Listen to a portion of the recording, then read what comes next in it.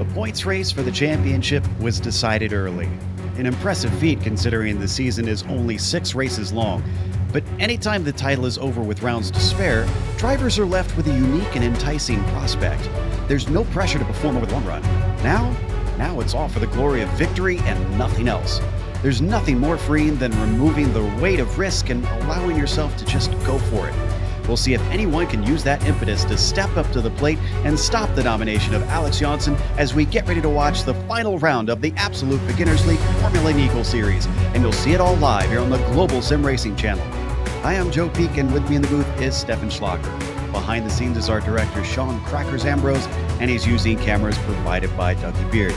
Steph, welcome back to Monza once again. We've been here before, but the races never seem to disappoint. Well, also from me, benvenuti da Monza.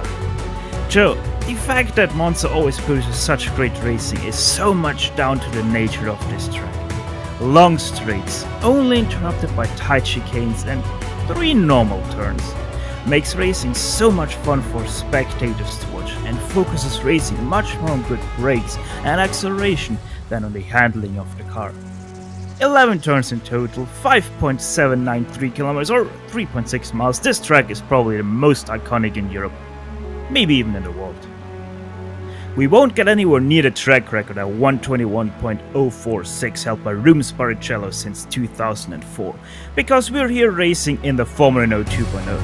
But we can get you close to the action as we take you now on board with our GSRC lap guide. Alright, we've got Amjad Yaman in the GSRC Formula Renault 2.0, so let's do a lap around Monza. Coming down the front stretch, one of your best passing opportunities is down into Rettifilo. This is helped tremendously by the draft, so expect slipstream games to happen all day long. The tricky thing is the first chicane is very narrow, so it's not uncommon to see drivers get tangled up trying to go side by side.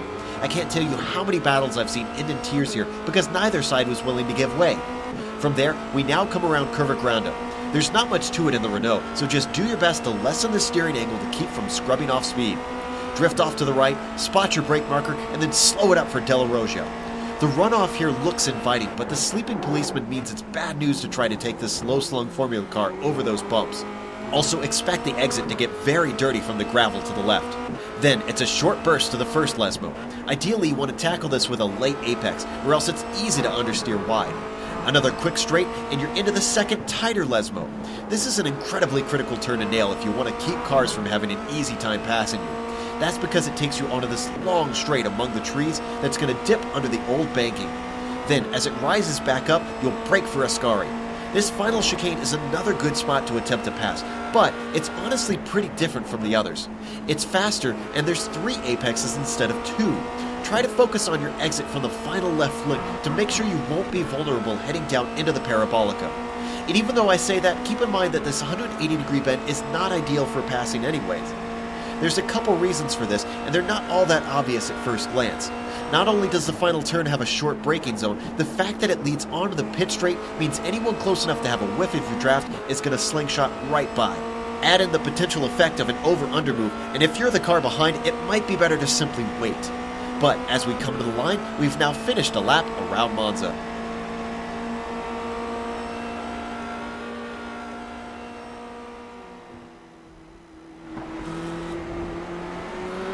You see a lap around Monza with its long straights. You can definitely count on the draft playing a part in the racing here today. But, you know, I mentioned the championship at the start, and there is still reason to take a look at the points, so why don't we glance at the drivers first and go over that with the F1 standings. Johnson, you can see 47 points clear, only 28 for a win, possible at max points with all the bonuses, so unfortunately Dennis Garrison won't be able to overtake him today. However, he could yet be overtaken by Ali Hay.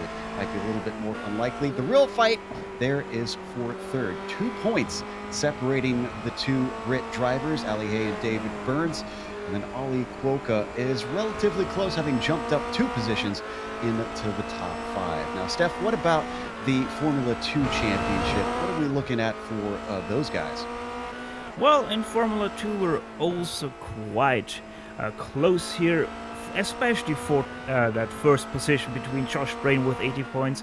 Daniel Solo, he lost the lead last time around So he's 4 points behind Josh Breen right now. Eric Lukle, he is 29 points behind Paul Breiter. He's 41 points behind. And then the big mover in this sheet, Fabio Zampolini, minus 55 points, but he is plus 5 coming from 10th to 5th. That F2 championship definitely means something to the drivers, so it is worth paying attention to see if Solo can get himself back up to the top spot in the last hour. In the meantime, if you haven't watched the Absolute Beginners before, welcome. Glad you're joining us. These guys actually put on fantastic racing. I know the name is misleading, so why don't we introduce you to the race details and exactly what is involved. We are in season 15, so they've been doing this for a while for the Formula Neagle. And have actually changed cars since we started covering it. It is round 6 out of 6. There's no drop weeks because there's so few races involved here in the championship. And the race today is 60 minutes long, 1 hour set even, easy to keep track of. It is open setups on these cars. However, you can expect 2 pit stops because they've limited the fuel compared to what the real cars can run. Now, they have an incident cap out there, 24 incidents. That means an off-track contact with another car, the wall, spins.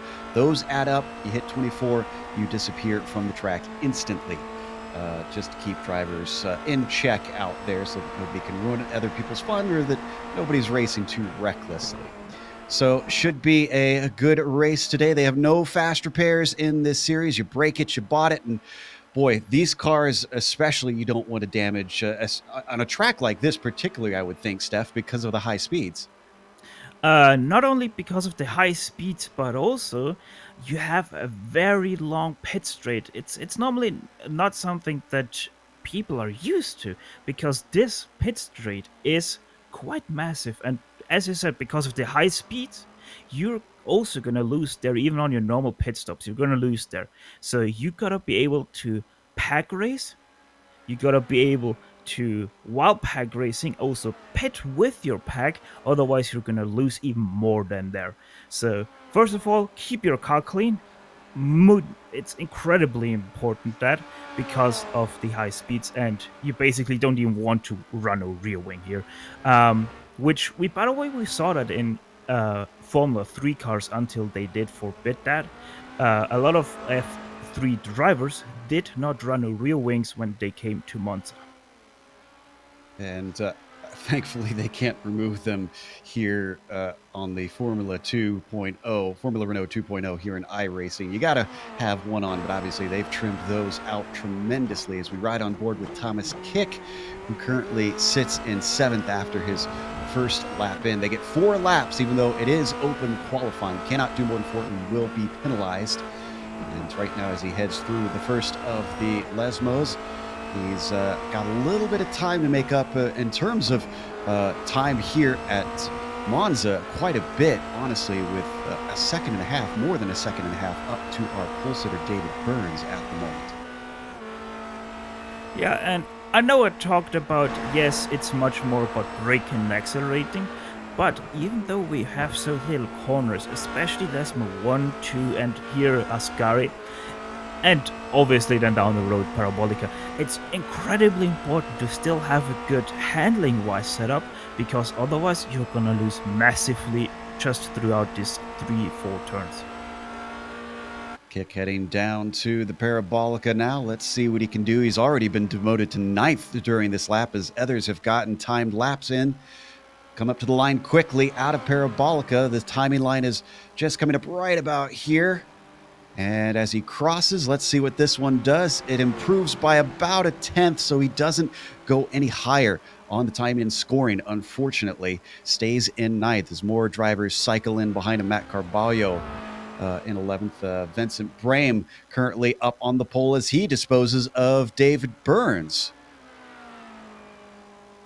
Yeah, a lot of people turning up with their lap times right now. Both Burns and Brame about a 10th faster than in their practice time, so those two able to improve. But yeah, let's see how this cycles out while more and more people are putting in their first lap time. So we ride on board with the Benelux driver Vincent Brame. I do want to point out that the most dominant force this season, Alex Janssen, looking to put his first timed lap I think he's on his first flying lap at the moment, heading down to Ascari.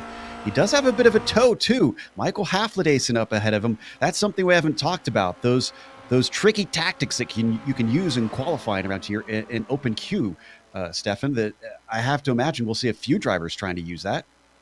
Yes, what doesn't work for Ferrari here at Monza works in iRacing, and Alex Jensen trying to do that quite perfectly right now in behind Haflidason. He is perfect distance to him. He's not gonna get some arrow wake or anything like that as he comes up to the start-finish line here. And let's see what he can put in. It is a 48.9 going up the top by full 10. Just doing better than Brame, who's actually coming across the line right now. Let's see. Oh, and he does not improve. So Brame is actually on his final flying lap. He only has one chance to try and topple Janssen to see if he can stop this string of victories that he's had. Of course, starting from the pole is no guarantee around here in the Formula Renault. David Burns, who is now in third because of those two. You can see coming up to Parabolica as well at a 49.0. And he's actually on an out lap, it looks like. So this is going to be his last try this time as he crosses the line, just starting his final timed lap.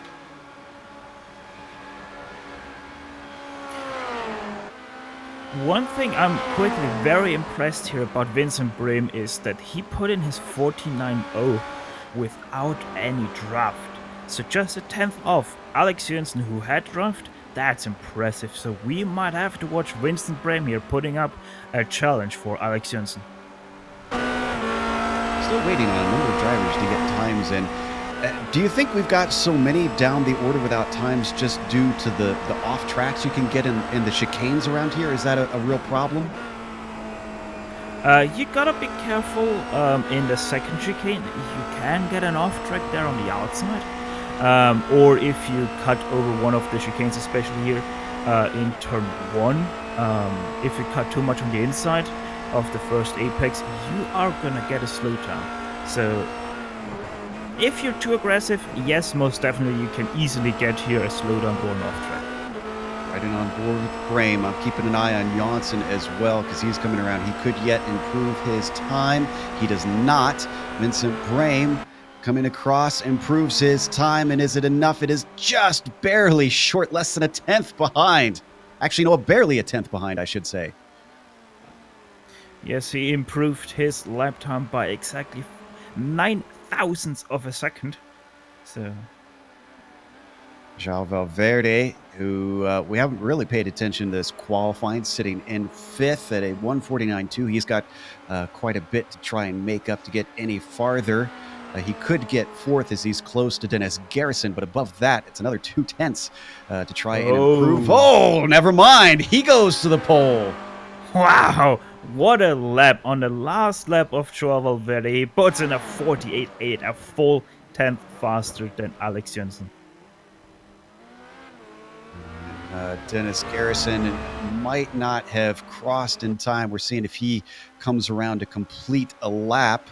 I see that Janssen is heading towards Ascari right now, so I believe he still has 1 lap to go. He's on his final run, and he does have enough time to try and see if he can switch it back in his favor. A little bit of a slide there over the first curb, and Garrison, yes, he was able to cross the line before the checker flag fell, but he already did his 4th lap, so he is out of contention for this first place. But Jensen, he will try to put something back against João Valverde.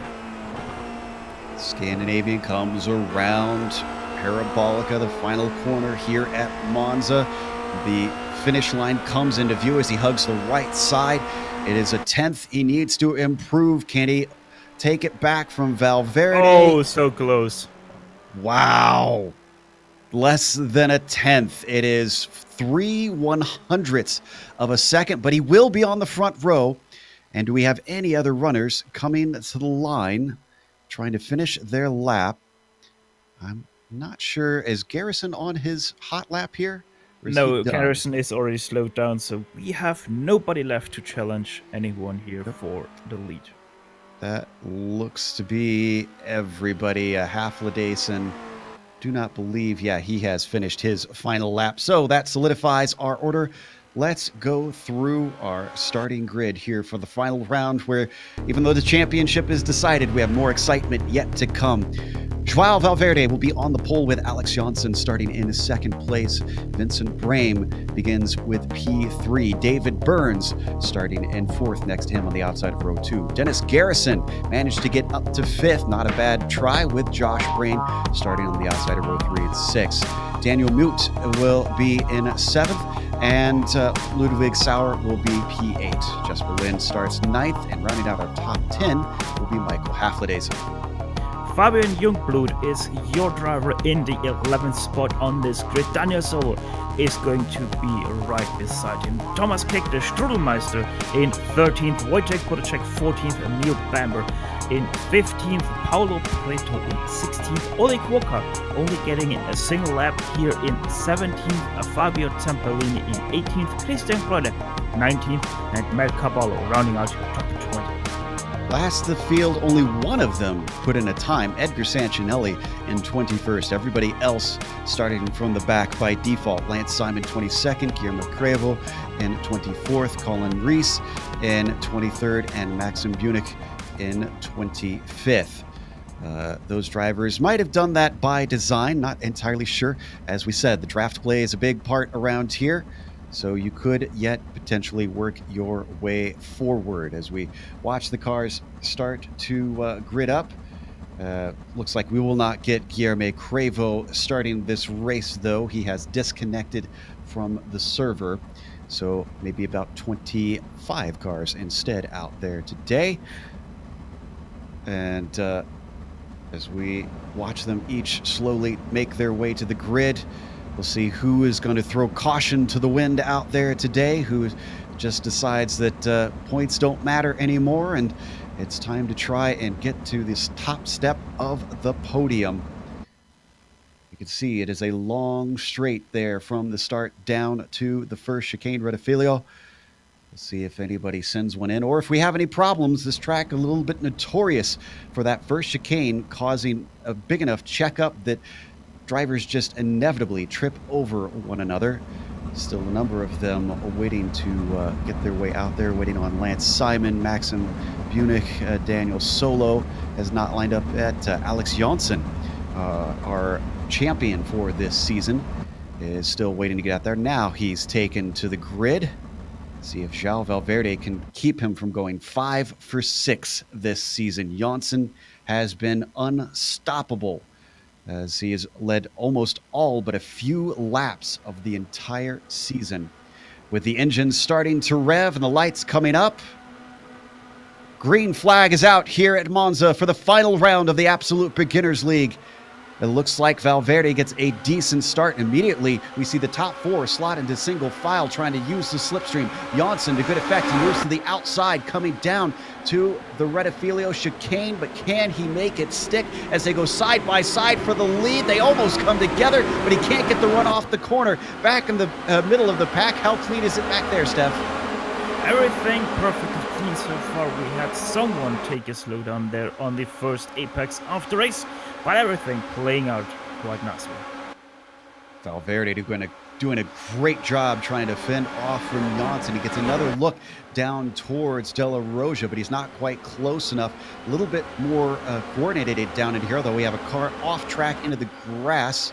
I think that is Thomas Kick, actually, the Strudelmeister, getting a face full of the green stuff. A face full of the green stuff he gets as he got a little bit loose there on the brakes into the second chicane. Everything playing out still very nicely, and we're about the first, pretty much everyone already in single file. Already working their way towards the Ascari chicane. Valverde, your leader. Janssen second. Burns into third. They're starting to pull a gap from Garrison. I think I saw a pass back there. Oh, and some contact between Lind and Brame. Excuse me, Lind and Haflidason is who it was, and more contact. And this time it is Brame who finds himself making wheel-to-wheel, side-to-side contact, and that slows him down tremendously. That was very lucky there for Brame. Chesbelin not really looking where he is going and collect him in, but he gets now side by side with Brain. Very close to the wall. We're watching up front where a pass for the lead is happening. Janssen has managed to get himself in front of, Valverde has repassed Janssen as they had changed hands once and we missed. Now it is switched back, but a better run off the corner for the Scandinavian. He's going to have to work the long way around of Curva Grande. A long way around he goes indeed. And Vincent Brehm, he decided to park the car on the start-finish straight and is out of the race as we have a pass for lead. Alex Jensen goes up aside into the second chicane and takes first place away. Steals the racing line away from João Valverde, who's now under threat from Garrison. He himself made a nice little pass on David Burns, and look at that side by side as they work through the two Lesmos. I think this is going to work out in favor of Valverde, but not for this group of five. Look at how much time they've lost to Janssen. They cannot let him streak away. Yes, this is typical draft fighting right here. Everyone is faster than another one, but they can't make it down into the turns. And side by side, we still are here through Ascari. Now they settle, and Valverde defends his second place, but Alex Jensen, he's already 2 seconds away from this pack. And this battle's not over. Garrison has another look around the left side coming up to Parabolica. They're going to be 2 by 2. It's Noah's Ark down to this 180-degree bend. Is anybody going to give way, and who can find the grip on the high side? To me, it looks like Dennis Garrison can. Wow! Does it the hard way. Watch it for Hafler, and now he's going to take it 3 wide here. Side by side already with Valverde. Valverde losing out 2 positions right here. And Hafler looks to go to second place as he is now challenging Garrison into turn 1. Can he make it stick on the inside here? This is going to be very hard. And yes, he does. Into second place he goes, losing the rear a little bit, but he stays in second. Leaving a snail trail behind. Got to be careful with those tires. But he does not lose the spot, still finds the traction off the corner. So while Garrison and Valverde are squabbling, looks like Haflidason has his sights set a little bit higher. Both of them closing back in, but he goes defensive, late braking for Dennis Garrison. Runs out of that racing was a room. wheel-to-wheel contact. Yeah, aggressive stuff there. Michael is on a charge, and he is not willing to give up. This is not the first time we see Haflidason try to do something in the hard way, so to speak. But the only guy who is benefiting from this is Alex Jensen. He is already 4 seconds away from this pack. Yeah, he has kind of lucked out, I would say, but he's made good on his pace.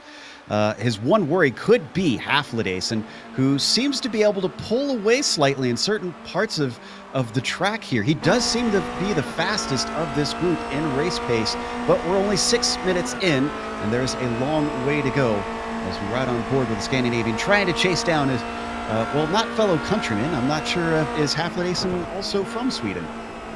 Haflidason is from Iceland, so is... And Valverde still losing out to Garrison as we ride on board with him. He's going to get another tow as he looks around the outside. Now they will get a slipstream there, close enough to the Icelander. Let's see if they can make a pass out of it. No, it looks like they're going to back out of it. Actually, Valverde braked very, very early and gave the spot back to Garrison. Was it Valverde braking early or just Garrison braking so much later than everyone else? But anyway, he is now quite in charge here of Haflidason. He's having a run. Will he try to do something into the next chicane? No, he won't. Side-by-side action. Oh, I believe that was Ollie Cuoca almost getting to the back of Daniel Mute as he got by Josh Brain. A very daring move into De La Roja. We ride on board with Mute now, looking back at Cuoca. Mute getting chased down here by Ollie Cuoca. He's already made up 3 positions so far. from his starting position.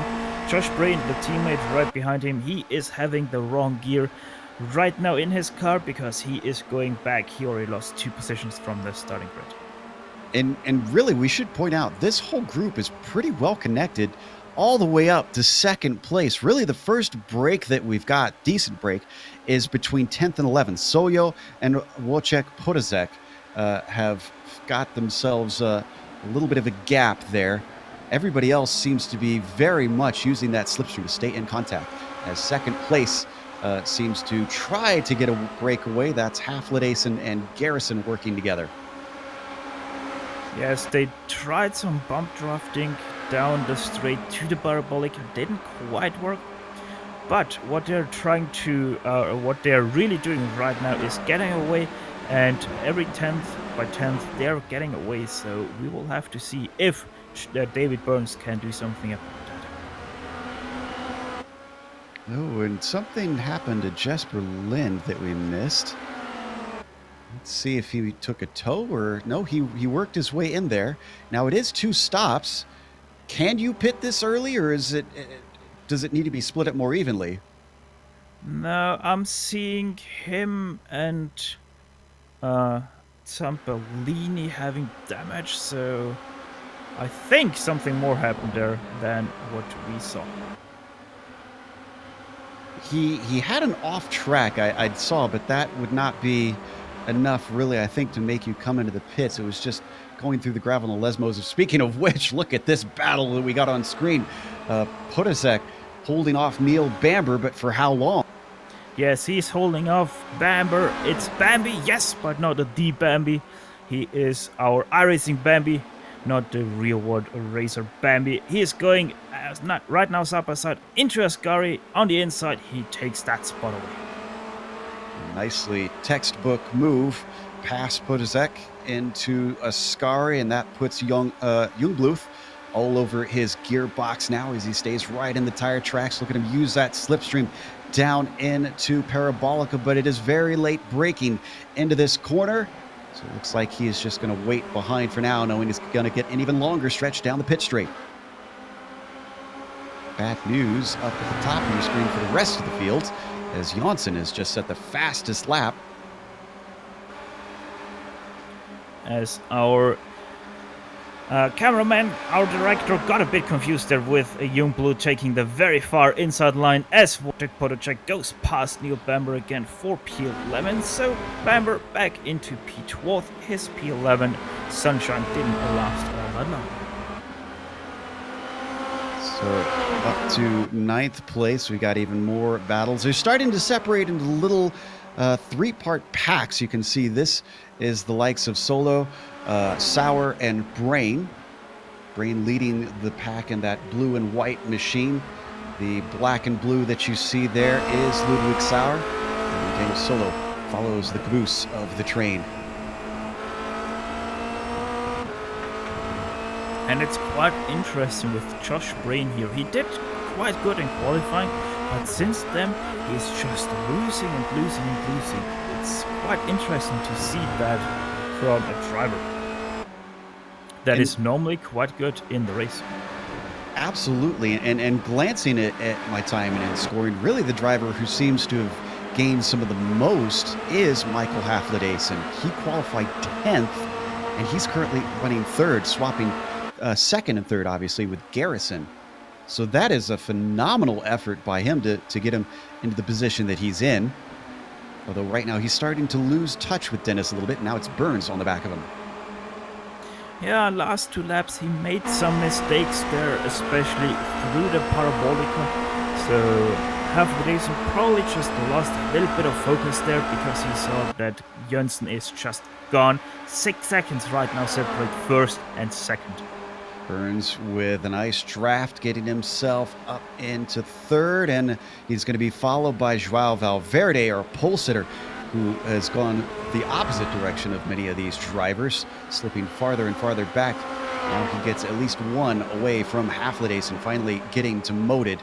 And our eagle-eyed viewers should have seen at the top of the screen another fastest lap for Janssen, who is now 6.5 seconds ahead of second place. He is looking like he is going to make it 5 for 6, and the only thing that can stop him is his own mistakes. His own mistakes, yes, or he could probably even go for a little bit of a pizza by the end of this race, and he would still finish first if he continues this dominant performance right now. Yeah, he just seems like nobody has the pace for him. Nobody has the racecraft and qualifying pace as we watch the string of cars work their way down towards Ascari, being led by Garrison, who is starting to get himself a much bigger gap, nearly a second back to David Burns. The 125 has got to hustle if he wants to try and run down the number 82, or the number 82. And as all this has been going on, we are now 13 minutes in. 40 seconds will make the even 1/3, or 40 minutes left, excuse me, will make the even 1/3 mark, where we should see many drivers start to come in. What we have seen most of the time, or pretty much every single time we have raced, as Jensen puts once again a faster lap time in, what we've seen so far in ABL is that they always go for as long as possible. So the first stint not going to be... Oh, Garrison has to be careful here. That might have been a slowdown for him. But yeah, they're always trying to get that first stint as long as possible. Brain and Sauer with a potential pass happening there, but it looks like Brain is going to hold on ahead of Sauer. And they've dropped Solo behind them, so it's now gone from a 3-car fight to a 2-car fight. Once again, just staying right within him. Because we have the 2 pit stops, do you think anybody's going to start thinking fuel saving, or is this just full attack mode? Because this is Monza, you're anyway always fuel saving because you're gonna be lifting and stuff like that. So unless you really want to save some big fuel, you probably already save enough for at least half of that extra. So if you're that close to making it another lap, then yes, sure, but I don't think that any other time that anyone is gonna save him. Had a few drivers drop out already. Bunick has left the server, Brame has, and Lind. Otherwise, we've got 21 cars still out on track. The only one still running that has taken a stop is Fabio Zamperlini at the moment. So we take a glance here at fourth with Haflidason. He's currently being challenged by Joao Valverde, the number 19 car. He's going to have a very good slipstream down the front stretch, but both of them getting a nice little tow from David Burns as well. Let's see if they're brave enough to go 3 wide. Oh, he gets pinned in. Pinned in, and also this time around we have someone who holds the new record in this race. It's a 48.5 by Michael Haflidason. Guessing he got a little bit of help from the draft on that one, but he's going to return the favor coming up and around the outside of Curva Grande. Joao Valverde doesn't cover him off, holds the outside. You can still sometimes defend, but it will depend on how good he is on the brakes, and the answer is very good. Look at that from our pole sitter. Yeah, Haflidason very weak here on the brakes as he's getting under pressure from Oleg Kuoka, and he just drives by. Wow. Kuoka has really made up for his qualifying from 17th to 6th now. That is a phenomenal climb to 5th, actually, with that last pat. And looking for a move here, Steph. He backed off here just the last second, not wanting to force anything against Michael Haflidason here. So he will stay behind, and maybe he does something into Parabolica, but probably because of the draft he will most likely do something into turn 1. Well, my congratulations was a little bit early on Michael, I think. He got his way up to 2nd for a little bit, but since then his clever racing has failed him as he's already been demoted down to 6th and seems to have trouble trying to get by when it's a little bit less chaotic. Up at the very front, Alex Janssen, who, by the way, is still in this race, is now 6.7 seconds as we see another pass there on screen before we jump to Janssen between Half-Ladaisen and Mute. Ole Krupa is right now under pressure from Half-Ladaisen. They're side by side coming out of the first chicane here. And Half-Ladaisen is on the inside here, Curva Grande. Will he be able to stay ahead come the second chicane? Is that... that's Janssen spinning! Janssen just spun in the second chicane. Oh, wow! So his gap has now been cut down, and I said it earlier, he is his own worst enemy, and look at that, just a touch of the wheels on the grass. We'll watch it one more time here to get the incident. Just pushed it a little bit too far to the right. Yeah, and the really troublesome here is he went hard over those sausage curbs, and remember, these cars are a lot about the underside, so he could have some major damage that slows him down. So we have to see what happens now with Janssen's pace. Yep, it's a good thing he built up the lead he did. It is 1.8 seconds between himself and Garrison. And I'm sure Dennis is really licking his chops. And meanwhile, we've got another car that's had an off. This time it's Wojciech Podolski, and it's through Ascari. Oh, he took a flying leap. If we could find this replay, that final curb, this is another case, Steph, where I think I'm glad that this is not real physical racing, because I think he would have had a back injury with the way that he had this incident. Yeah, that would hurt quite a lot in real life racing as we go now into the second turn here at the Ascari chicane, and there he goes, flying into space, landing hard again, and into the wall he goes. All four wheels in the air. That is one of the more unusual accidents I've seen here in the Absolute Beginners League. As we cut back live to David Burns, still fighting with Joao Valverde for the final podium position.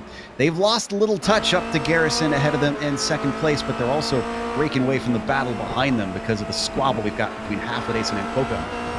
Yeah, Half-Ladaisen just lost a position on Ole Koka, but he nearly had a coming together there with Koka as he wanted to defend from Koka after his mistake, and then nearly ran into the side of him. But here he goes again, side by side they go.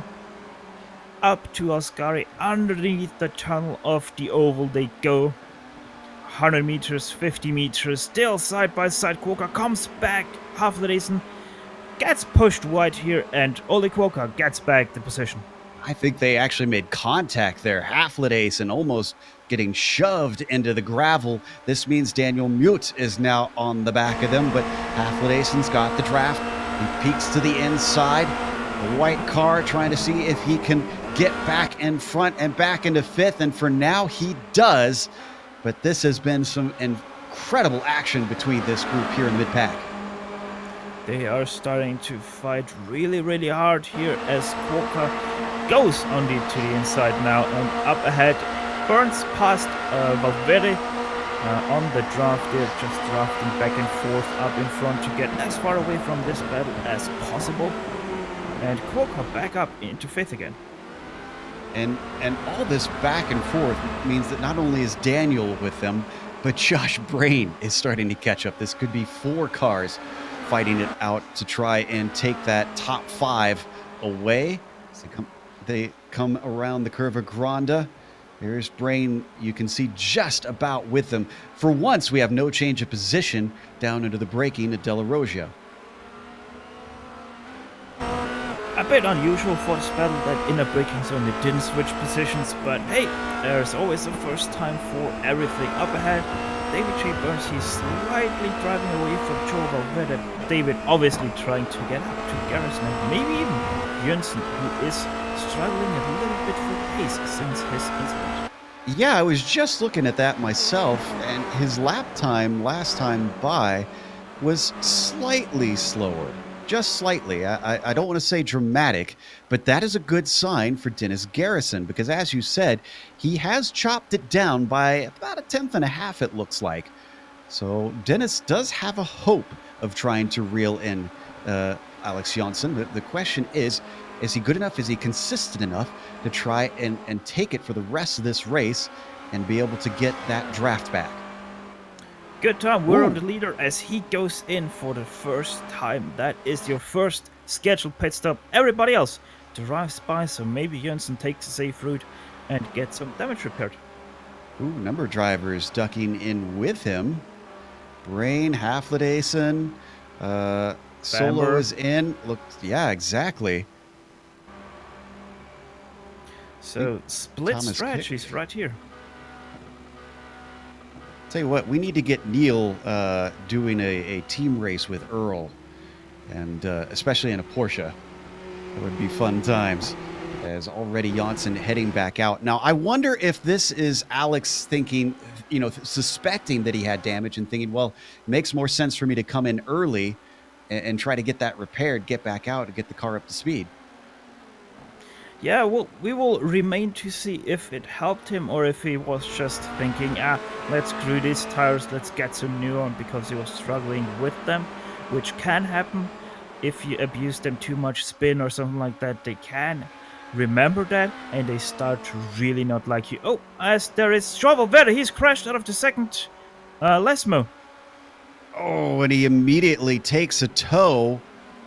Joao Valverde finds his race ending early despite starting on the pole. Let's look at the replay. This is in the second Lesmo. What exactly happened here? Just a bad bump. Going a little bit wide. You're going to see the Iberian from his perspective on the roll bar. Yes, that's a bit of a tricky part here. He took a bit too much speed into the second Lesmo. The track itself, it's cambered towards the inside, but the curb and everything below that is cambered to the outside, falling away from you, and that is what bit him here. Into the ball he goes, and he is out of this car race. Bunch of other cars pitting, Garrison, Burns, Cuoca, and I want to report, looking at the pit times, Johnson did have a long one. That, to me, not official, but pretty much confirmation that he had damage that he had to get repaired. We had another crash. I'm just going to quickly report this as this happened a little bit ago already. Paulo Prieto came together with Matt Carballo. Heavy wheel damage for Paulo Prieto. He had to tow the car, and Matt Carballo, he is not up to speed right now.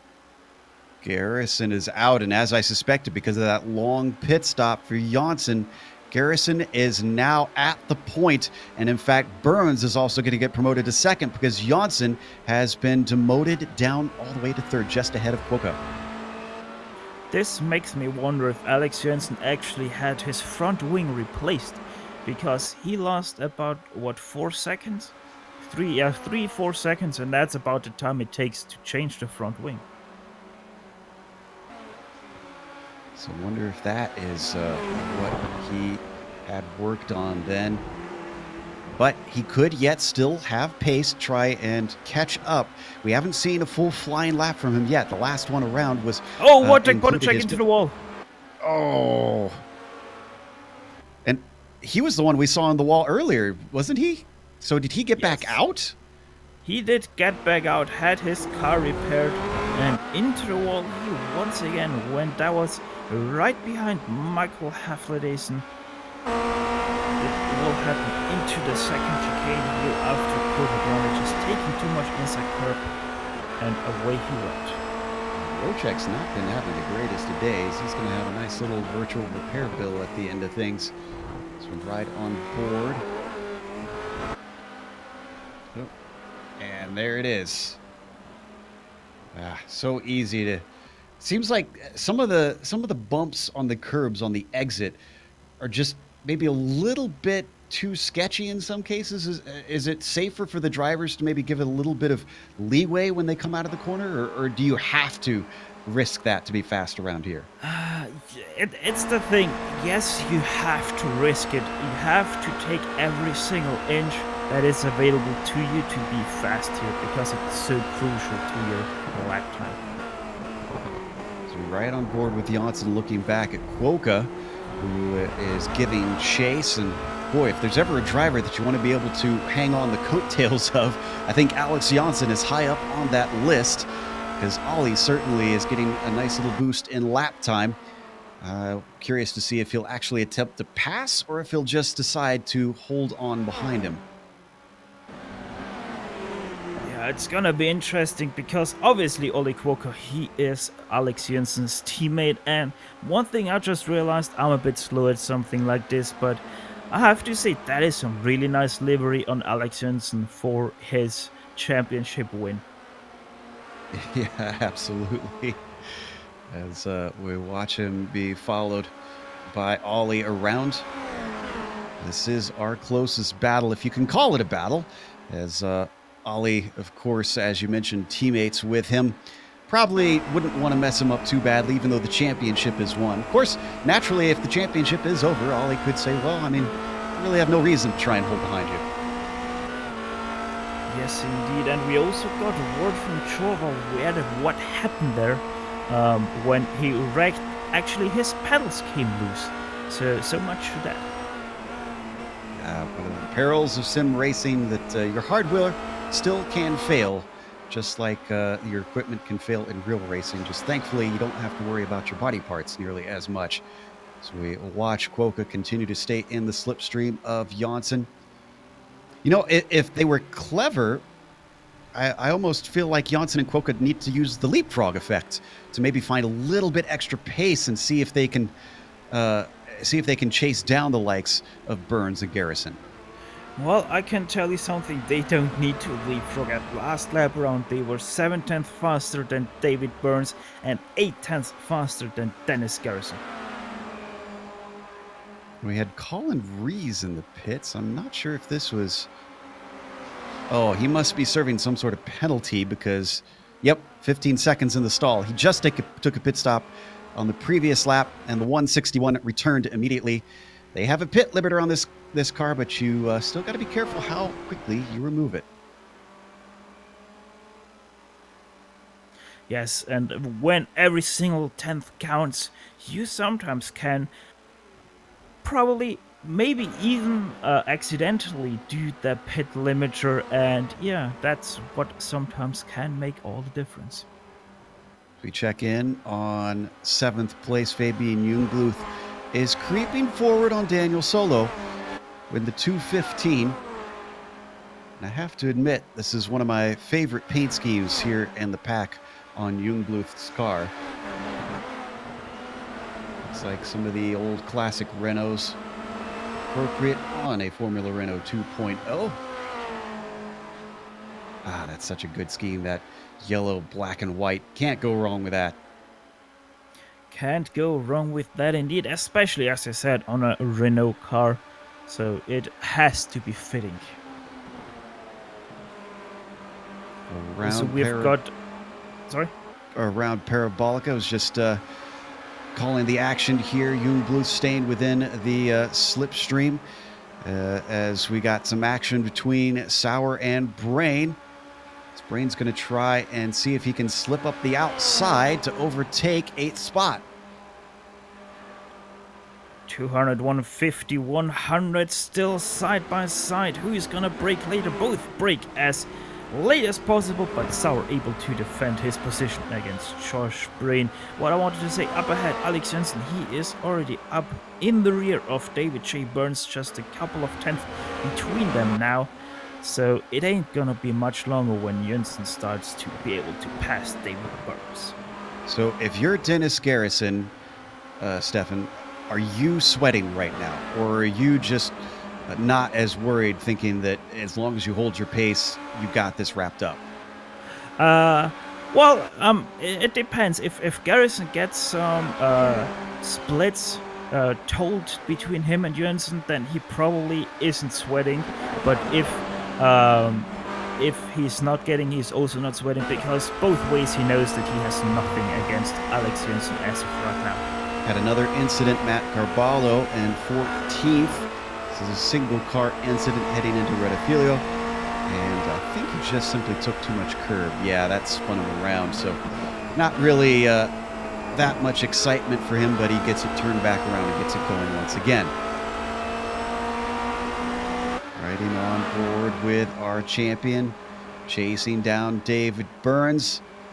He's got a run. He looks to the inside, and I think he's going to make this look easy. The number 96 already passed by the braking zone. And now is the interesting part. What will David Burns do as Alex Jensen outbreaks him a little bit into turn 1, but no harm, no foul. Yeah, David Burns, he is about 5/10 slower last lap, around 6/10 slower than Alex Jensen, and Garrison 4/10 slower than Alex Jensen. And that's what I meant with he is not gonna sweat, because it's just so much of a difference. But as long as Garrison stays on his pace, he is gonna drag this out further and further. And once the lap time comes where we're getting close to the end, that's when Garrison has to get defensive, because otherwise, if he makes it easy on Jensen, Jensen is just gonna fly past and away he goes. And I'm looking at the fastest lap times, although I guess it doesn't mean as much with Janssen potentially still having a little damage left over. We just don't know. The fastest lap by 3/10 is better in favor of Janssen over Garrison. So let's hope for Dennis' sake that he has good consistency. So far, he's been pretty good. 49.3, 49.0, 49.0 and his last few laps after the pit stop. And did Ollie Quokka have a problem? Ollie Quokka's disappeared on my timing and scoring. He did indeed. Let's see what happened. It's connection issues? Oh, but he banged into the wall. That you know what? does seem interesting. I'm not sure that it's worth getting a replay, because he just disappeared and he was blinking a whole lot, but I saw him hit the wall as his cars seemed to be coming in and out, so I'm guessing he had some sort of hardware issue. That probably is the best explanation. It will also be my explanation. By the way, for P11, the show is going down right now quite hard between Thomas Kick and Daniel Mood. Here they are side by side. Oh, actually 10th, because obviously Quokka did discount. One more gained. Mute in the blue car. Red car goes to Thomas Kick. He switches to the inside, down into the braking for the Retafilio. And it looks like Thomas is going to eventually have to give it up. And that is Daniel Mood now into 10th. He started this race on 7th, so he is still 3 down from his starting position. Yep, trying to make up some spots. Making it red car, blue car, 1 car, 2 car. Back to 1 as Daniel has already put a gap on the Strudelmeister. 25 minutes left to go here.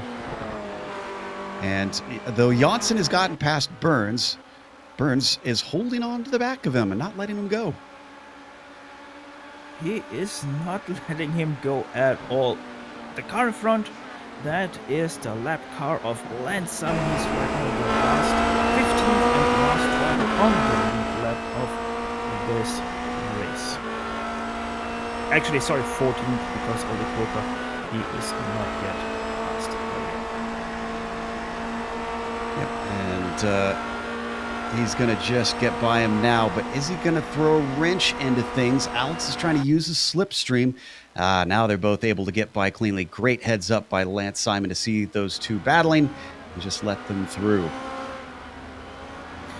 Last lap, because of the draft of Lance Simon, Dennis Garrison had the gap held to Alex Jensen. No change between them, only a few thousandths here and there in the last lap. So Alex Jensen doing all he can, but also Garrison just trying to hold Alex off.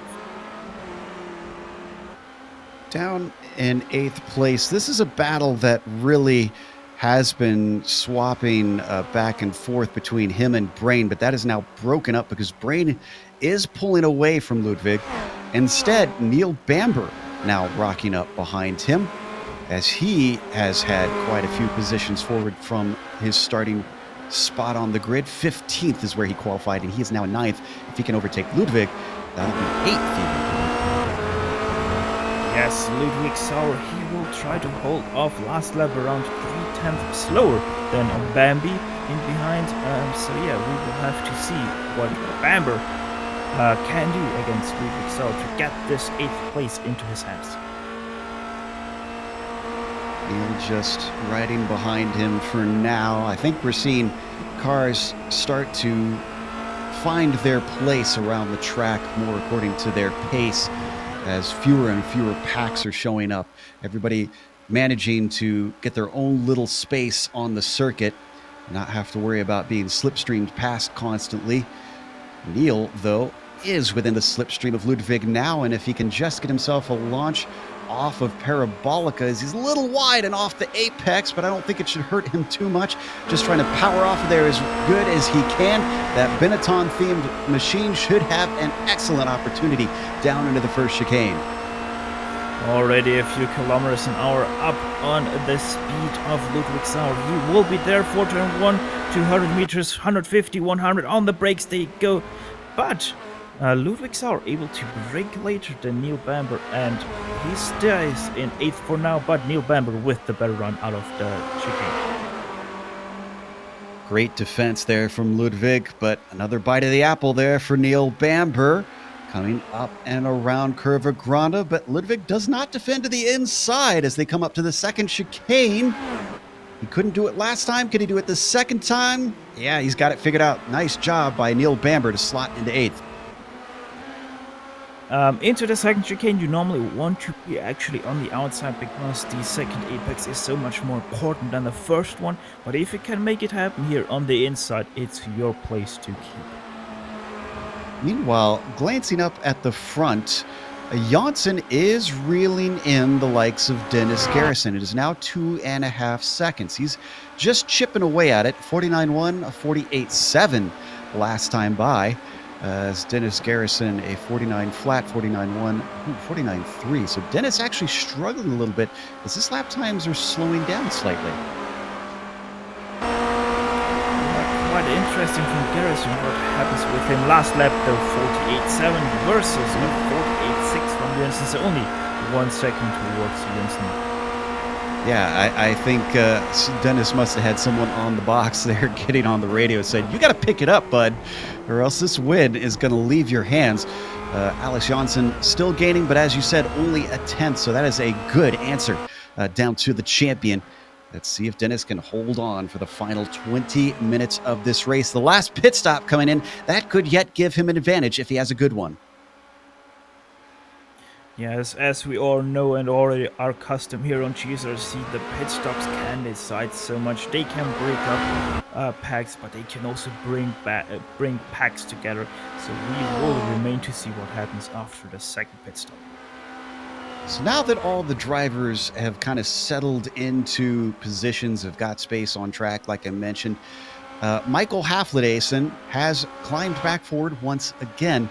He is in 4th at the moment from that 10th starting spot. In fact, all the cars behind him have kind of done similarly. Fabian Jungbluth from 11th to 5th and Solo from 12th to 6th. That whole group has done a great job today to move forward.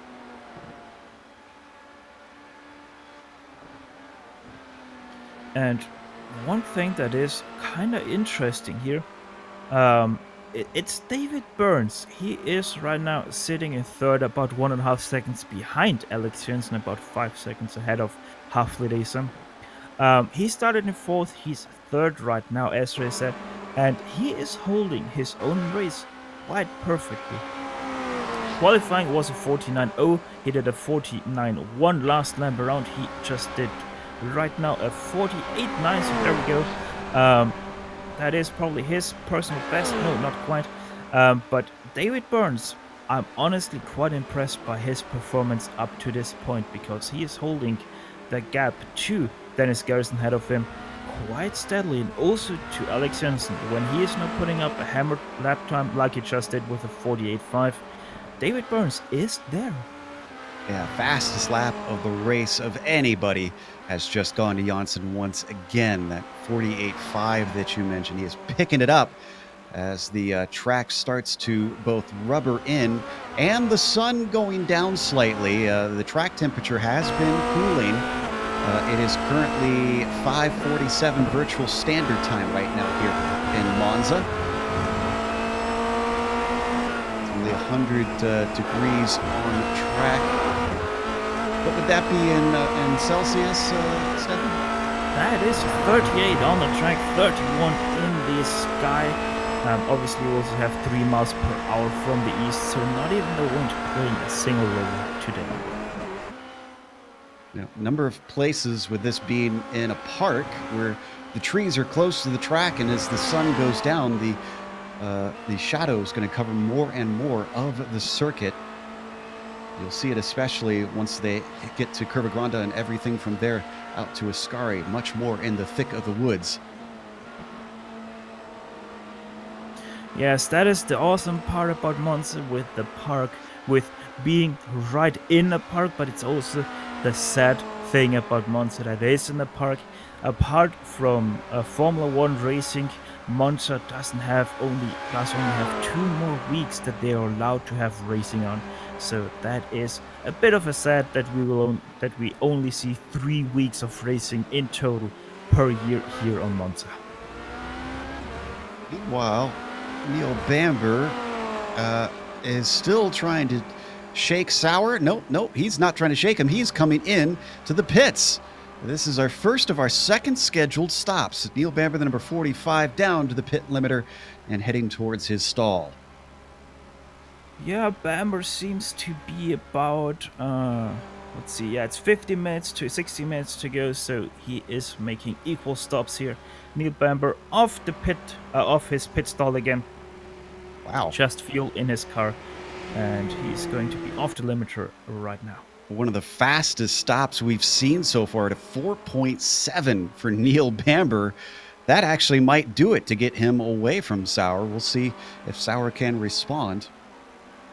Meanwhile, he comes out just ahead of the car of Lance Simon, who has taken his 2 stops, but I'm not sure if both were scheduled for Lance. Lance did pit 2 laps ago, I think, if I saw this correctly.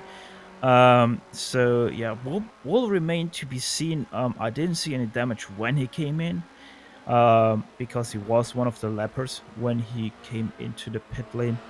So yeah, we will see what will play out for Lance Simon, not Stroll. I'm sorry. Yeah. Well, he might have Hellmans on there, but it is not a plain Mayo type strategy for Lance Simon, as maybe using a little bit of an alternate way to the Josh finish. Brain with a spin in Ascari. Oh no, and after such a good race that he's been having, he did find the wall, it looks like, and hard. Quite an interesting wreck though into Ascari. Let's watch it one more time. We caught just the end of it there. Yeah, there we go. It's a weird wreck because he just overslows his car and then just loses it off the throttle, taking a little bit of curb there and hard into the wall. Yeah, he's managed to drive it in the pits, and as that's happened, a lot more of our top drivers have come in for their second stop. Jungbluth has been in solo. Has come in. Sauer is in his stall. Remember, he was racing with Bamber, and looks like Bamber is going to jump him by a huge margin. Look at that. He left him in the dust. Jump there. Let's see, that's a 4-second pit stop slower for Sauer than Bamber. So good job by Bamber, maxing out his numbers. Currently, the highest car who has pitted twice is Haflidays, and he sits in 4th. We're still waiting on the likes of Garrison Johnson, Burns, and Mute to come in. And Christian, the number 42, as... Oh, actually, he's in now.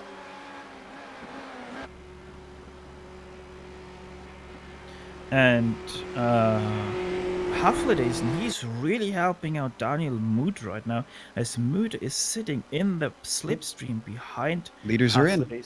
As Greulich goes out and our leaders are in. That is Garrison, Janssen, and Burns all coming in at the same time. Still waiting on Mute, who is quite a ways back. So where is Haflidason? He is with Mute, actually.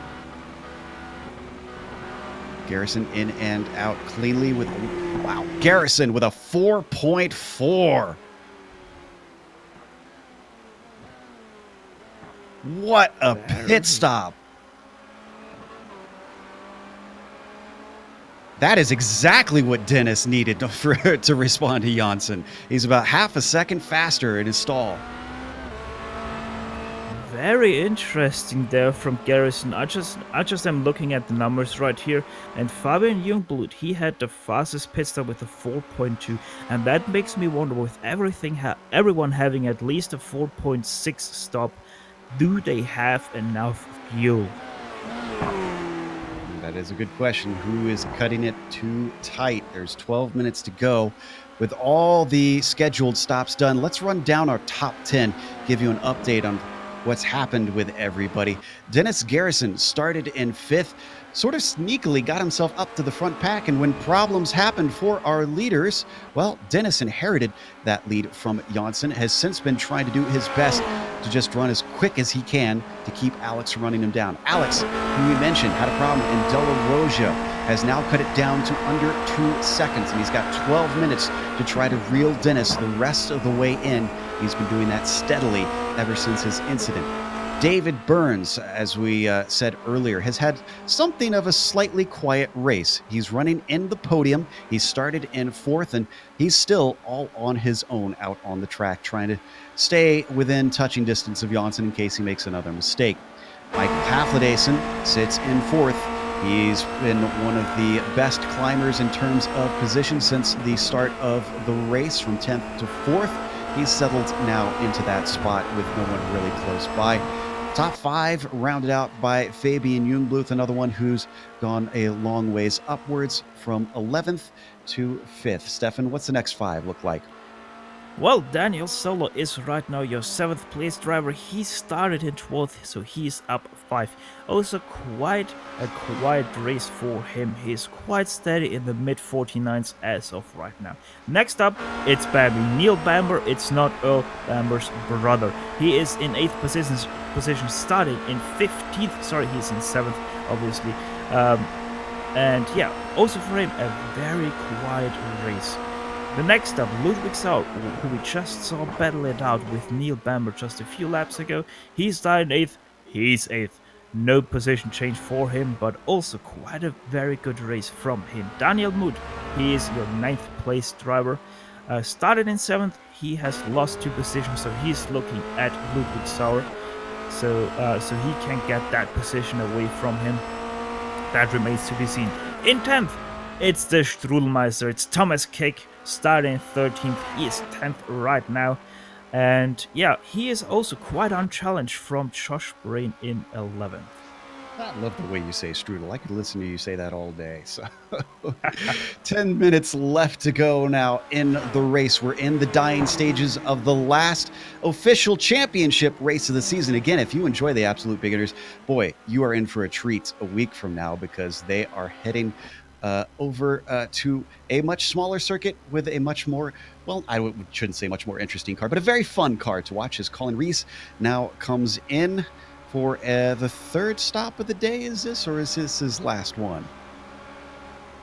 I think this is the last one for Colin. I think Colin had a few problems that we saw earlier in the broadcast. I'll have to shuffle through my notes to try and figure out what exactly that was. Is Zamperlini also having a 3rd stop. Yeah, Colin did have a 3rd stop there for the day. Those are the last drivers out on track, 15th and 16th.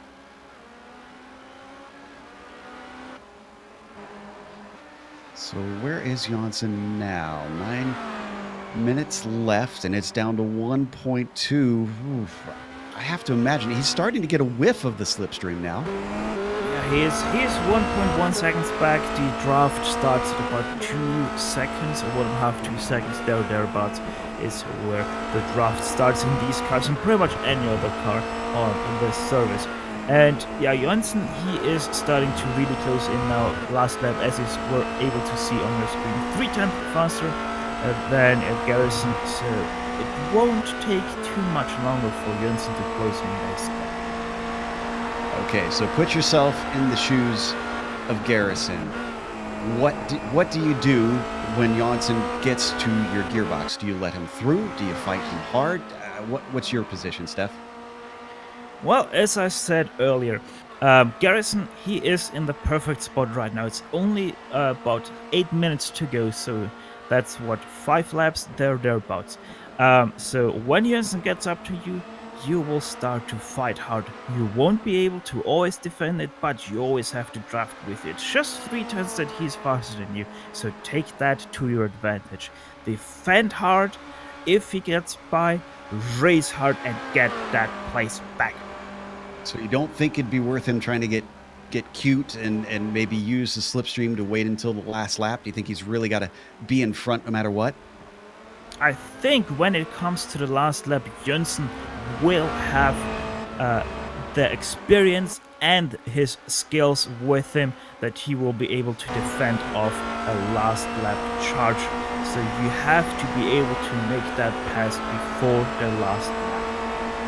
All right, so we'll see if Dennis listens to Steph's advice or if he tries another way to get to the end. They do have some traffic in front of them in the form of Matt Carballo. He is currently sitting in the 13th position, so that'll be 12 cars on the lead lap pretty soon here. Out of 24 starters, that is a significant chunk of the drivers on a long lap to find themselves a lap down. In fact, they're going to get him here on their way to the Ascari chicane. Yes, one goes by. Will the second one also be led by? Yes, he will be, as Johansson goes by at the 100-meter board. Bit deep there into Ascari, but no problem. Yeah, but he made it stick. He was absolutely sending it in. He is now only half a second back. I wonder if this is enough that he could actually take the spot down into Rettifilio. Loses a little bit of time, down to 7/10 on the way to Parabolica. Let's see what he's got underneath him coming off this final turn. 6/10 right now, or 0.666 to be 100% precise on you. Johansson, I don't think that he will be there by the end of this straight, but maybe by the end of the second straight out of Curva Grande. 4 laps to go, we believe, based on the time left. You were right, didn't quite catch him. And in fact, I'm seeing he lost maybe a little bit of time. It's to 8/10. Now it's gone back down to the 666. There behind our leader, number 82, Dennis Garrison. Number 96, Alex Johansson, has been chasing him for much of this race. As we ride on board, just looking over the shoulder. I love this angle. This is right about at eye height to give you an idea of what these drivers are dealing with, maybe just slightly higher than what the driver can see inside that cockpit. Yeah, thank God that this is not at eye height, because Alex Johansson would not be able to see out his helmet if that would be his eye height. But Alex Johansson, he is closing in ever so slightly throughout every single turn, straight, apex, meter, centimeter, doesn't matter, he closes in. I tell you what, credit goes to Dennis, because he's been responding well. We haven't really seen mistakes from him, and I think it's what's helped him hold Alex at bay for these couple laps, and that could be critical. As you said, the fewer times that he has to try and fight to get back in front of him, the easier it'll be for Dennis to try and take a victory and stop this string of wins from the Scandinavian. Yes, and yeah, as you said, and as I said multiple times already, Garrison, it's only his race to lose as of right now. All he has to do is stay ahead of Alex Johansson and he wins this race. He's been doing that to great effect so far. In fact, Alex seems to have stalled out slightly. You asked about the fuel. Do you think that maybe Alex is experiencing that now? Maybe he just is having to squeak it a little bit too tight, that he can't attack as hard as he'd like? No, I think with the 0.5 seconds that he was standing longer than Garrison, I think he has enough fuel. Yes, he had that early pit stop for this first pit stop, but I don't think that makes any difference. Out of Della Rosa into the first Lesmo they go. It's still staying stationary at about 0.6 of a second. Dennis Garrison last lap of 48.8, or excuse me, no, that was Janssens. Both of them at a 48.8. So these two are pushing hard. This is some of the fastest laps they've been running, just a couple tenths off of the fastest they've both run all race long.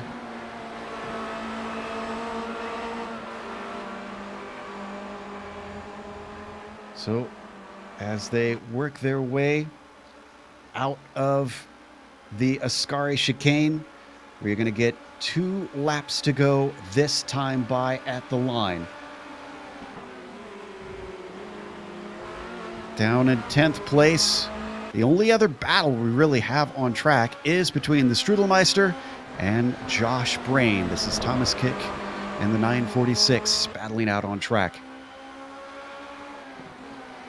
Josh Brain once again a teammate of Alex Janssen as Thomas Kick nearly loses it there out of the second Lesmo.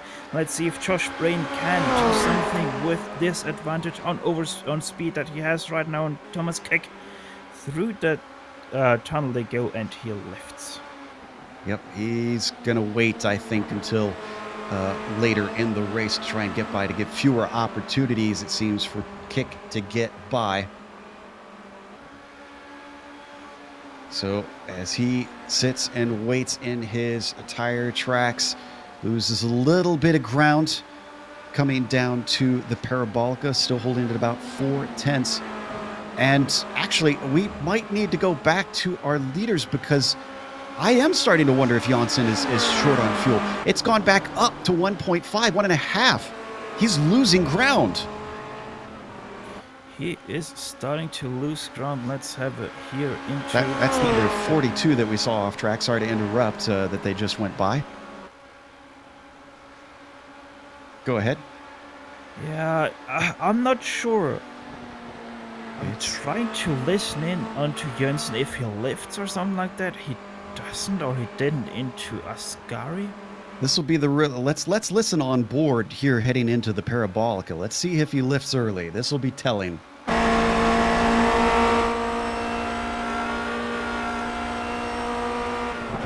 Nope, no lifting, so maybe he just made some mistakes. Yeah, that's the only thing I can think of. Boy, for such a season that he's had, it's uncharacteristic that we've seen 2 mistakes that will essentially cost him the victory here today if Garrison can hold him off for one more lap. The white flag has been flown, and Alex Janssen has cut it back down to 1.4. But last time he did this, he stalled out at about 0.6 behind Garrison. Can the Dutch driver hold off the Scandinavian? Well, maybe Alex Janssen made some mistakes, or maybe he is in the Tour de France mode. They ride down the Champs-Élysées with some champagne in their hands. That remains to be seen. We will hear from him in the interviews later after this race ended. But until then, Alex Janssen is your second place driver.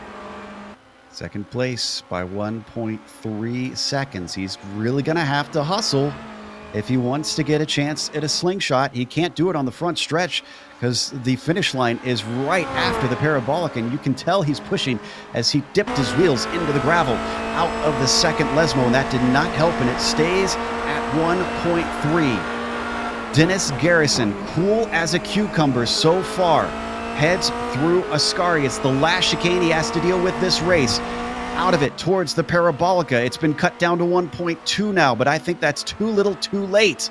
The number 82 leading the way down to the final corner of this race.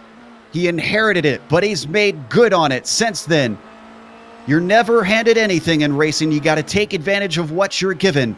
And the number 82 is going to take victory in the final round, denying Alex Janssen 5 out of 6 this season. the only car to win at Grand Prix, the only car to lead a lap other than Alex Jensen, wins his second Grand Prix in front of Alex Jensen and David J. Burns coming home in third place. Nice run by Haflidason going from 10th to 4th. Fabian Jungblut just coming to the line now to get himself a top 5. From there, most of the cars pretty spread out. Solo is well ahead of Neil Bamber. Shouldn't really have to worry about that getting stolen. So Solo getting 6th, Bamber 7th. Sauer comes home 8th with Daniel Mutz in 9th. Josh Brain and Thomas Kick are still fighting here for 10th place. They're the last 2 cars on the lead lap. But Josh Brain able to defend his position over Thomas Kick through the parabolic they go, and they finish 10th in a row. Brain doing the same thing he does every night, racing well. So with that, we are going to take a quick break here on the Global Sim Racing Channel. We'll come back with the unofficial results as well as driver interviews, but stick around because on screen you're going to see all the upcoming races here on the GSRC in the final days of 2018.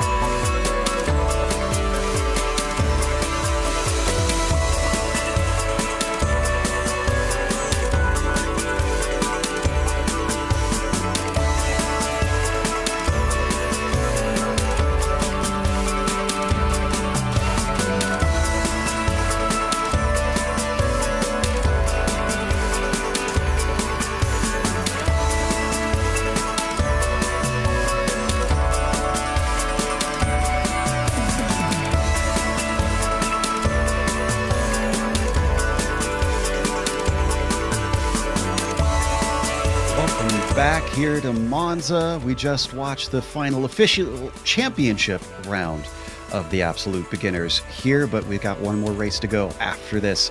Dennis Garrison is your winner today, only one of two who has managed to win this season. The other driver who won this season, well, he followed him home today, Alex Johnson. He tried hard to catch him in the end, but his own mistakes cost him. David Burns finished in third, with Michael Halfdason coming up to fourth with a fantastic drive, an impressive drive. Fabian Jungbluth takes fifth with Daniel Solo in sixth. Bamber taking from 15th on the grid to 7th. That's commendable as well. Ludwig Sauer gets 8th, and then Daniel Mute, unfortunately, moves downward and finishes 9th. Josh Brain is going to round out our top 10. Stefan? Thomas Kick is your last lap car on the lead lap in 11th. Matt Carvalho, he is already a full lap behind Thomas Kick in 12th. Lance Simon, he is the last car 1 lap down. Christian Greuler in 14th. Fabio Zampellini, both of them didn't finish anymore. Colin Emery's, he is the last car to finish in 16th. Oli Cuoca, he is the first car to not finish this race in 17th. And then we have Paulo Preto, Joao Valverde, Edgar Sancinelli, Wojtek Podacek, Ches Balint, Vincent Brehm is the last car to take the green flag in 23rd. And Guilherme Cravel and Maxim Bonich did not take the green flag in this race. Well, we have our champion ready to talk to us. He didn't manage to win today, but he gave it a hell of a try. And Alex, congratulations on the championship. Congratulations on second, but I'm sure you would have liked to finish it off on a higher note. Yeah, definitely. That was a bit unfortunate. My own mistake, though. I lost it into the chicane, and yeah, I jumped across the curbs and broke the front wing. So I had a wing change at the first pit stop, and that lost me at least 5 seconds. Now, we did manage to see that mistake. We went back and watched the replay. But at the end of the race, you had closed in to about half a second, and then suddenly you dropped back. Was that also due to a mistake, or what happened? Yeah, I was going too hard into the first chicane and got to slow down because of the cutting. So you managed 4 out of 6, obviously, for the season, and that is an incredible performance, a dominating performance on the championship. Are you thinking multiple championships then? Are you looking at next season already sizing up how many can I take? We'll see what happens. I mean, with the new cars released and also with the new Pro Series system with the Porsche, I have a lot on my head at the moment, so we'll see what I do next. Yeah, that's understandable. How are you in the Porsche? Do you think you can make yourself a black stripe there? I would like to think so. I'm not sure, to be honest. It was a long time ago I drove the Porsche last time, so we will have to give it a shot if we do. I don't know yet. I've enjoyed the F3 car very much as well, and so yeah, it's a lot to decide. Absolutely. Well, thanks for giving us a good show. Hope you come back for the Race of Champions, and hope we'll see you next season. I definitely will be back for the Race of Champions. I would like to thank a few people before I leave, if I may. Absolutely. Go ahead. First of all, our designer from NHR Esports, Ollie, who made this amazing last livery with the champions with the gold and black. I love it so much. And then obviously our sponsors, Neiman Racing and Extreme Gameware, as well as Oliver 93 Production. Also, thanks a lot to my spotter Nick. He has been so helpful this season, and yeah, we almost had it this race, but I mean, it wasn't to be. So well done to Dennis as well. Absolutely. Great sportsmanship there from Alex Johnson, our champion and second place finisher here in this race. Up next, Stefan has caught up with our last person on the podium, David Burns. Yes, David Burns starting from 4th, coming up to 3rd. Bit of a quiet race there for you, David, today. How did it feel to you running here in 3rd place? Yeah, it was a quiet race, but then Monza is always going to get a bit strung out. To be honest, the amount of times I actually saw the rear of Alex's car, I'm more than happy with, because to hold on to his draft for 2 or 3 laps was a miracle for me. So I'm actually really happy. You were actually most of the time quite close with the pace of Dennis Garrison, but obviously that break quite early in the race in the 5-6 car group that you had going there kind of was the decider there for you. But yeah, as you said, not to be expected for you to race with Jönsson. But anyhow, It was in total a good season for you, wasn't it? Well, it's kind of funny because I've just done the points. One of my aims this season was to live up to my nickname. So I finished third in the last race. I finished third in the standings. And even despite Vincent's bad luck, our team finished third. So I think I can hold on to third degree for quite some time yet. So if I get my counts correctly, that will mean that you're also in for the Race of Champions. Will you be able to attend this? Oh, God, yes, definitely. I'll be there. Yeah, I'm looking forward to that one. It'll be as nuts as always. It'll be fun. Yes, obviously, the Race of Champions will be broadcasted here on GSRC the 23rd next week. That will be the Legends at Tsukuba, if I got this correctly. But David, before we let you go, anyone you want to thank? I just want to thank all my fellow admins in the league. It's such a fun league, and I don't think I'd ever leave it. It's my Sunday treat. And thanks to you guys for doing a great job as well. Yeah, always good. Well, thank you to you for bringing up a great show every single round. But this was David J. Burns, your third place finisher here, and Joe has caught up with Michael Haflidason. Haflidason definitely impressed me during the race. You came from 10th to 4th, but let's start with the qualifying then. You only got 2 laps in. It was because of your performance in the race. Would you say that qualifying wasn't quite as much as you think you could have gotten out of the car? During the qualifying, the car was behaving really strange. I didn't like it on the low fuel side. So I just think it was my own mistakes in the qualifying.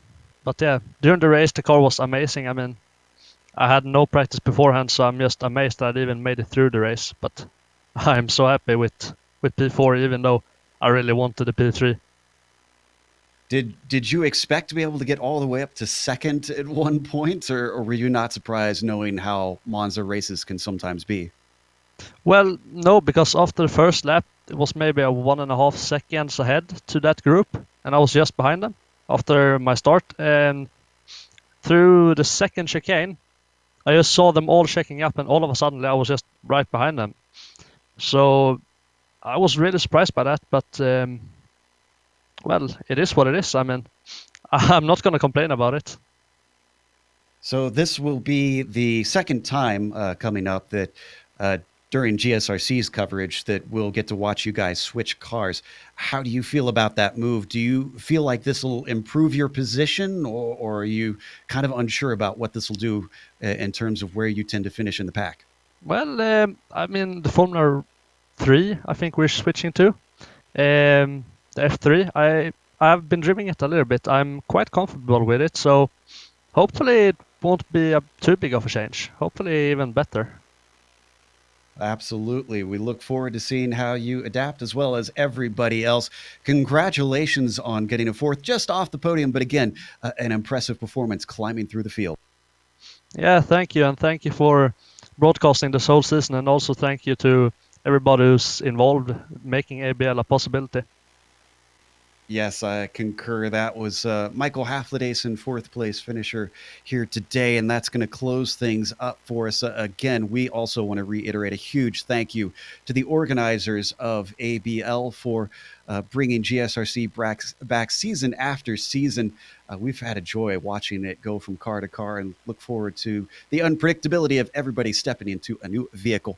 Thanks to the companies that provide the software and hardware for our broadcast listed here on your screen. Additional thanks go to Eric Ekholm and June Lalonde, who provide our wonderful music. See the screen for how to get a hold of more of their great work. Thanks to the team today, Stefan, Sean, and Dougie, and thanks to Bill for holding things down for the whole season. Sorry he didn't get to call the last one here for the season, but I'm glad to be able to step in for him. If you'd like to find out more about GSRC, you can find us on social media as well. We're on Twitter at GSR Channel, Facebook at Global SimRacing Channel, and Instagram at GSRC_Graham. Head to our YouTube page. We've got a big red button that says subscribe there. If you hit that, you won't miss a moment here on the GSRC. Well, it may have been the swan song for the ABL with the Formula Renault 2.0, but again, it's not the end of this season per se. We have one more race that won't count for points. It's the Race of Champions. That'll be at Tsukuba, the new place, except it's not at the 2K track. It's at the 1000 course. It is tiny. It is small. I drove on it yesterday just to test it out. I can tell you that is going to be bonkers racing. That'll be December 23rd. We also have other races on our screen for other series. So make sure and check those out and mark them down on your calendar. However, until next time, race clean, race hard. We'll see you on the track.